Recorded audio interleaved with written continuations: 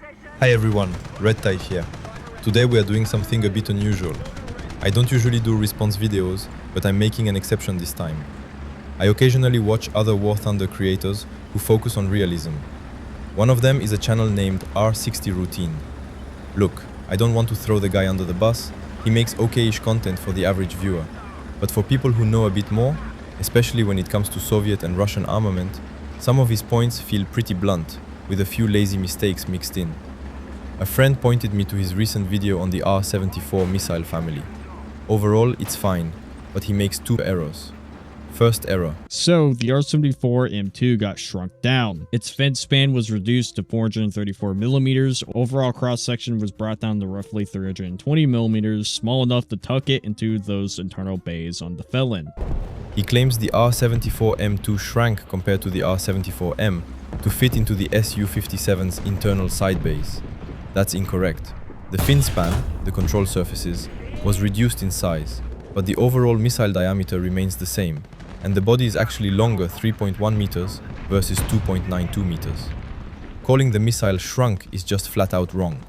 Second error. I need to discuss a myth that comes up constantly in comments on this missile family. No version of the R-74, including the M and M2, has ever actually had an imaging IR seeker. I do, however, understand why the confusion exists. The Mayak and Impulse 90 seeker, as well as the new 760 seeker, all kept getting called Advanced Digital 2 Band, and to a lot of people that may sound like imaging. And the most revealing of his lack of knowledge, or superficial knowledge to put it that way.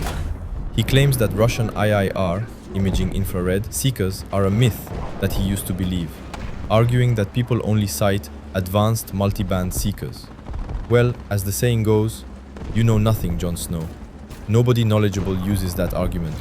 The actual evidence comes from manufacturer spec sheets and official statements from the Russian Ministry of Defense itself. Evidence 1, now on the screen. KTRV, Tactical Missiles Corporation. Official literature specifies that the RVV-MD2 incorporates a multi-element dual-band seeker, a term in Russian aerospace documentation that includes matrix/FPA architectures. Evidence 2, now on the screen.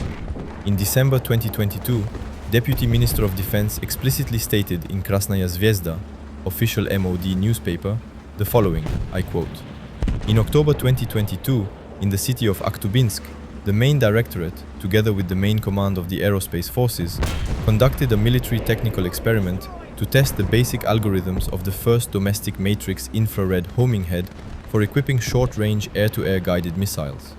According to the results of the experiment, its effectiveness has been proven, and measures have already been planned to use the results of this initiative, development in the modernization of existing missiles, and the creation of promising means of destruction."